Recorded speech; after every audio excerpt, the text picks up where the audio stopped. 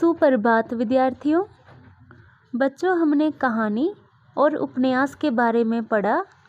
आज हम कहानी और उपन्यास में अंतर पढ़ेंगे। बच्चों, कहानी हिंदी साहित्य की सबसे प्रसिद्ध विधा है जिसमें पात्र मिलकर एक दृश्य को समझाने की कोशिश करते हैं। बच्चों, उपन्यास का अर्थ होता है समीप रखना, यानी कोई ऐसी साहित्यिक पुस्तक जिसे पढ़कर आपको ऐसा लगे कि ये आपके सामने ही घटित हो रहा है और आप भी उसी का हिस्सा हैं, जिसमें आप सब कुछ आराम से देख और महसूस कर सकते हैं। बच्चों, कहानी और उपन्यास दोनों ही जीवन के विभिन्न पक्षों को प्रस्तुत करते हैं।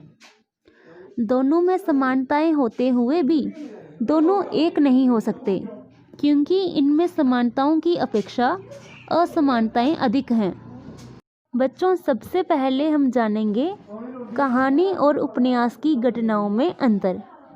बच्चों, कहानी में केवल एक ही घटना जीवन के एक ही पहलू को लेकर लिखी जाती है, जबकि उपन्यास में अलग अलग प्रकार की घटनाएं विभिन्न रूपों में पाठकों और दर्शकों को मोहित करती रहती हैं। बच्चों, अब हम जानेंगे कि कहानी और उपन्यास के आकार में क्या अंतर होता है। बच्चों, कहानी वही श्रेष्ठ समझी जाती है जो केवल एक ही बैठक में पढ़ी जाए, परंतु उपन्यास के लिए ऐसा कोई नियम नहीं होता। उपन्यास में विस्तार को अपनाया जाता है, यानी उपन्यास की कोई सीमा नहीं होती, वो कितना भी बड़ा हो सकता है। पात्र और चरित्र चित्रण संबंधित अंतर। बच्चों, कहानी में गिने चुने पात्र होते हैं, किंतु उपन्यास में पात्रों की दृष्टि से स्वागत का बोर्ड लगा होता है। कहानी में चरित्रों की विशेषता लेखक स्वयं बताता है, परंतु उपन्यास में दूसरे पात्र इनकी विशेषताओं को प्रस्तुत करते हैं। बच्चों, उपन्यास में पात्रों की संख्या जितनी चाहे उतनी हो सकती है, लेकिन कहानी में पात्रों की संख्या कम होती है। बच्चों, अब हम जानेंगे कहानी और उपन्यास में वातावरण संबंधित अंतर। बच्चों, कहानी में वातावरण संकेत मात्र होता है, जबकि उपन्यास में वातावरण को प्रस्तुत करने के लिए पर्याप्त अवकाश रहता है। बच्चों, उपन्यास किसी युग का चित्र प्रस्तुत कर सकता है, लेकिन कहानी केवल एक झांकी ही दिखा सकती है।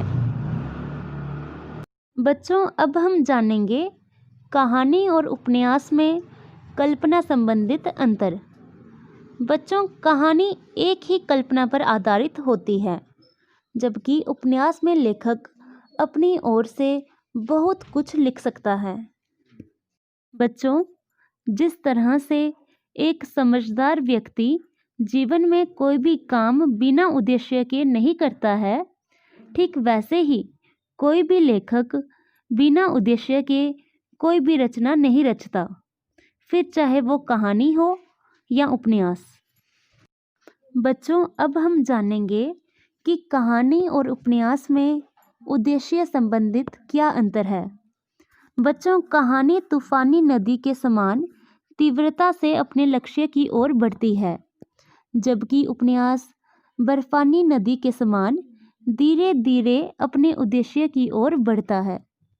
बच्चों, कहानी का एक निश्चित उद्देश्य होता है, जबकि उपन्यास के कई उद्देश्य हो सकते हैं। बच्चों, अब हम जानेंगे कहानी और उपन्यास में संवाद संबंधित अंतर। बच्चों, कहानी में संवाद संक्षिप्त यानी छोटे होते हैं, जबकि उपन्यास के संवाद लंबे होते हैं। बच्चों, कहानी और उपन्यास दोनों तत्वों की दृष्टि से समान होते हुए भी आकार और प्रकार की दृष्टि से अलग हैं। धन्यवाद विद्यार्थियों। मैं उम्मीद करती हूँ कि आपको कहानी और उपन्यास में अंतर समझ आ गया होगा।